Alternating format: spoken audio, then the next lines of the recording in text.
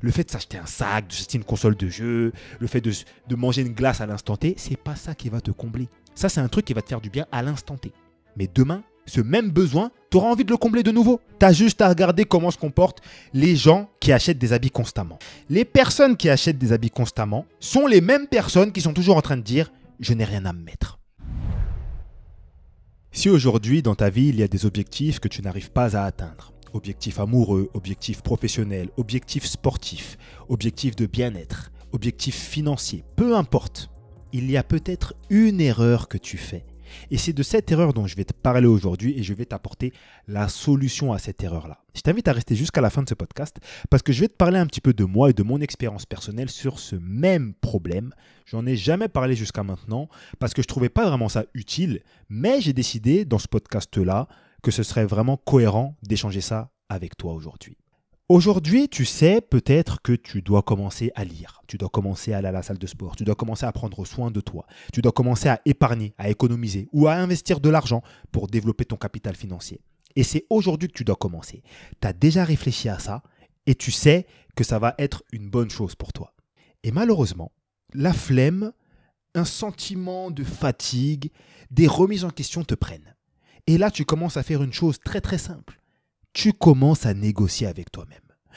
Ouais, mais non, finalement, ce serait peut-être mieux qu'on commence à un autre moment. En plus, là, je suis un peu fatigué. J'ai passé une semaine difficile, franchement. Je mérite de me reposer un petit peu. La salle de sport pourra attendre. Non, mais je sais que je devais sortir pour rencontrer des gens. Je sais que je veux quitter ma situation de célibataire et que je devais, sortir, essayer d'attirer le regard de certaines personnes, essayer de développer des interactions.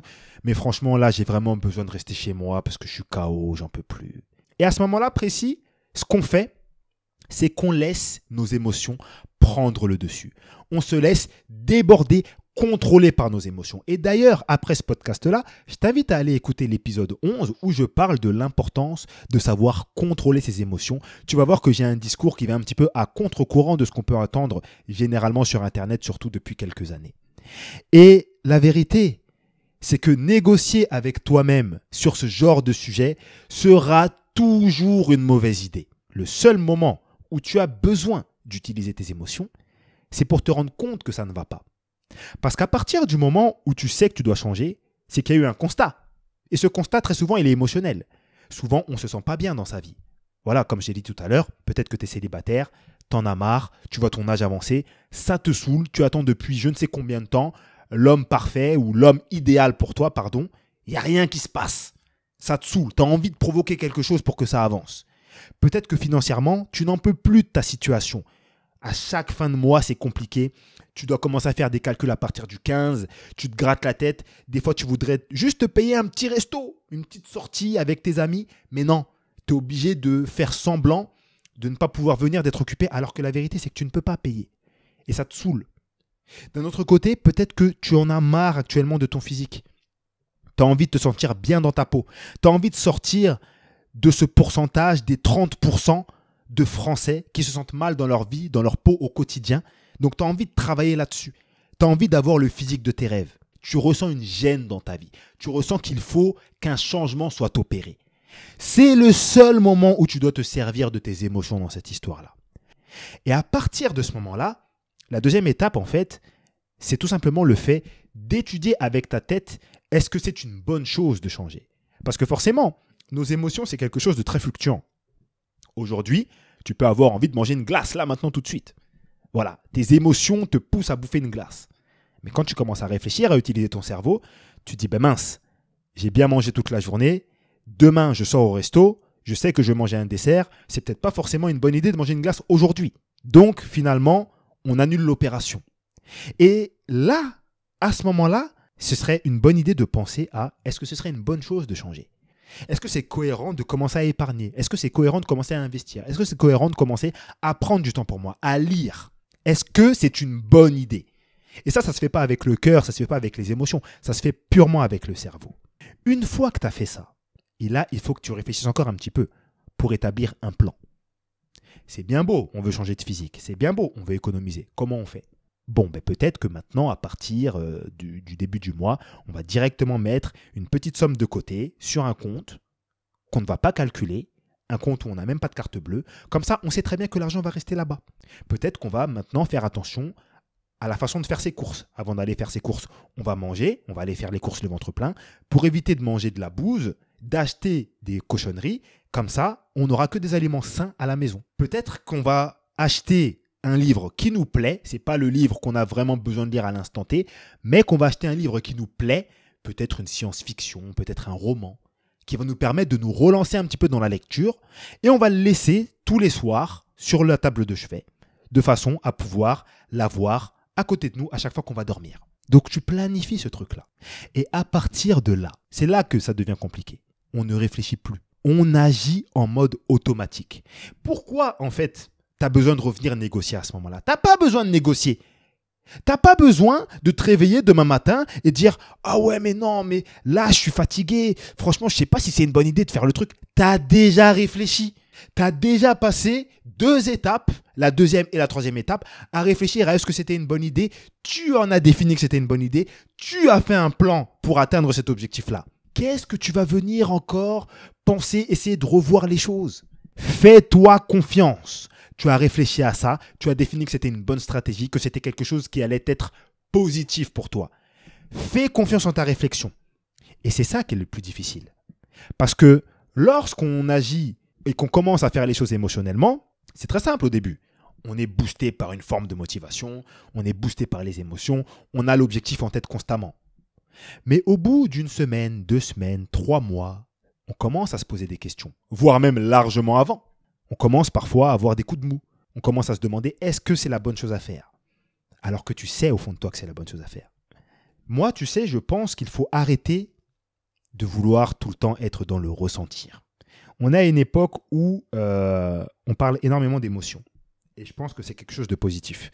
On parle beaucoup du fait de mieux vivre ses émotions, d'accepter ses émotions, mais on parle moins de contrôler ses émotions. Et moi, je pense que le contrôle émotionnel, c'est ce qui fait que tu peux réussir à atteindre ce que tu veux. Aujourd'hui, regardez sur les réseaux sociaux, tout le monde veut se détendre, on veut que passer du bon temps. Mais il faut que je me fasse plaisir. Mais il faut que je m'achète ça parce que, attends, j'ai travaillé pendant 1 mois, il faut que je me fasse plaisir. Mais est-ce que c'est ce que tu avais défini? Non. Donc, qu'est-ce que tu vas sortir de chez toi avec l'objectif d'aller acheter des courses et tu reviens avec un sac qui t'a coûté 200 €? T'étais pas sorti pour ça de base. Tu dois te faire plaisir, mais tu n'as pas besoin de te faire plaisir à ce point-là. Le vrai plaisir, tu l'auras quand tu auras atteint ton objectif. Quand tu te regarderas dans le miroir et que tu auras ce nouveau physique. Quand tu regarderas ton compte en banque plein. Quand tu regarderas que tu auras une épargne. Quand tu verras cette personne avec qui tu pourras partager ta vie. Là, tu auras le vrai plaisir. Le fait de s'acheter un sac, de s'acheter une console de jeu, le fait de manger une glace à l'instant T, c'est pas ça qui va te combler. Ça, c'est un truc qui va te faire du bien à l'instant T. Mais demain, ce même besoin, tu auras envie de le combler de nouveau. Tu as juste à regarder comment se comportent les gens qui achètent des habits constamment. Les personnes qui achètent des habits constamment sont les mêmes personnes qui sont toujours en train de dire « je n'ai rien à me mettre ». Non mais disons-nous la vérité. Constamment à Zara, constamment à H&M, constamment à la Vallée Village, en train de dépenser de l'argent à Gucci, à Ralph Lauren. Mais ces personnes-là te disent tout le temps « je ne sais pas quoi me mettre ». Pourquoi? Parce que ce genre de plaisir de l'instant ne rassasie pas. C'est des bonbons. En fait, c'est l'apéro. Tu vois, quand tu invites des amis, tu fais l'apéro. Je ne sais pas si tu bois de l'alcool ou pas. Moi, je bois un peu d'alcool. Ben, tu vas sortir un petit verre d'alcool. Tu vas sortir le saucisson. Tu vas sortir le fromage. Tu vas sortir les cacahuètes. Et là, vous allez discuter. Mais qu'est-ce que vous allez faire après? Ben, vous allez manger le vrai repas. Si tu t'arrêtes à l'apéro, comment est-ce que tu vas tenir le coup? Tu sais que tu ne vas pas le tenir. Et l'erreur de se faire plaisir constamment, elle est là. Et vous savez, je voulais vous dire quelque chose sur moi. Juste avant ça, n'hésite pas à me laisser ton avis sur ce podcast en review juste en dessous. Que tu sois en commentaire sur YouTube, mets-moi un like aussi. Et si tu es sur Spotify ou sur Apple Podcast, n'hésite pas à me mettre les 5 étoiles, ça me ferait plaisir. Et donne-moi ton avis juste en dessous en review sur ce que tu en penses justement de ce que je suis en train de te dire. Mais tu sais, là, je te dis ça aujourd'hui, mais il ne faut pas croire que je suis une personne différente en fait. J'ai les mêmes difficultés. Je suis quelqu'un qui va très souvent avoir en tête l'envie de renégocier un truc que j'ai déjà vu. C'est pas que je veux pas faire l'action que j'ai prévue, c'est que je vais essayer de trouver est-ce qu'il n'y a pas une action qui est meilleure? Est-ce qu'il n'y a pas quelque chose de mieux? Ça veut dire que je vais très souvent penser à revoir mes process. Alors que j'ai réfléchi à ces process il y a peut-être 3 semaines, il y a peut-être 1 mois, il y a peut-être 2 mois. Et constamment, en fait, je me fais violence pour arrêter ça. Constamment, je me dis, t'as pas besoin de revoir, t'as déjà vu, t'as réfléchi. Je subis les mêmes difficultés. Et en fait, ça, c'est une certaine forme de procrastination. J'ai un autre problème qui me ralentit souvent dans ce cadre-là, c'est une certaine forme de perfectionnisme. Pour te raconter le petit exemple, je suis en train de tourner un podcast actuellement. Peut-être que tu me vois en vidéo si tu es sur Spotify ou si tu es sur YouTube, parce que j'ai la vidéo sur Spotify et YouTube. Eh bien, pendant je ne sais combien de temps, je ne tournais pas de podcast parce que je me disais, il faut que chez moi, je trouve l'endroit parfait pour tourner les podcasts. Mais c'est ridicule, en fait. Parce que tout le monde s'en fout, mis à part moi, que je sois dans l'endroit parfait chez moi pour tourner les podcasts. Et donc, ces derniers temps, je me suis dit, mais tu sais quoi, Des, on n'en a rien à cirer. Tu te mets sur ton bureau, et puis tu te mets dos au mur, et puis c'est tout. Et très souvent, c'est des petites négociations comme ça qui faisaient que, ouais, ben attends, aujourd'hui, je ne vais pas enregistrer le podcast. Ah, et puis franchement, le salon, il est pris, je ne peux pas le tourner là-bas. Ah, mais dans le bureau là-bas, c'est pas bon. Ah, mais à tel endroit. Et au final, en fait, je n'avançais pas. Quel était mon intérêt là-dedans? Aucun. Je me trouvais en quelque sorte une certaine sécurité, une certaine raison de ne pas agir. Mais qui est pénalisé par ça? C'est moi! Très souvent, quand tu commences à renégocier, à repenser aux choses, à vouloir ressentir de nouveau les choses, tu te pénalises toi-même. Donc, faisons-nous violence. Faisons l'effort constant d'avancer vers nos objectifs que nous avons définis. On a besoin de réfléchir une fois, peut-être 2 fois, ou bien une seule fois, mais en prenant le temps.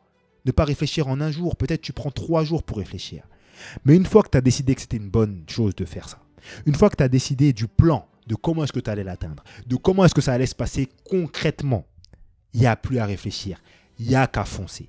En tout cas, mon ami, n'hésite pas à me dire ce que tu as pensé de cet épisode, encore une fois, et à t'abonner au podcast si ce n'est pas encore fait, peu importe la plateforme, je te laisse là. C'était Des pour un petit épisode de Relations Imparfaites, le podcast qui nous aide à améliorer nos relations. Autant les relations avec les autres que notre relation avec nous-mêmes, qui est la relation la plus importante. Et c'est pour ça aujourd'hui que j'ai décidé de te parler un petit peu de motivation, un petit peu de mindset, pour te booster un petit peu, pour qu'on se motive un petit peu. Parce que si tu n'es pas dans une bonne relation avec toi-même, forcément, tu ne seras pas dans une bonne relation avec les autres. Et donc, c'est pour ça que je vais incrémenter un petit peu plus de sujets comme ça, de temps en temps, histoire qu'on puisse avancer ensemble. Allez, je vous laisse là. À plus.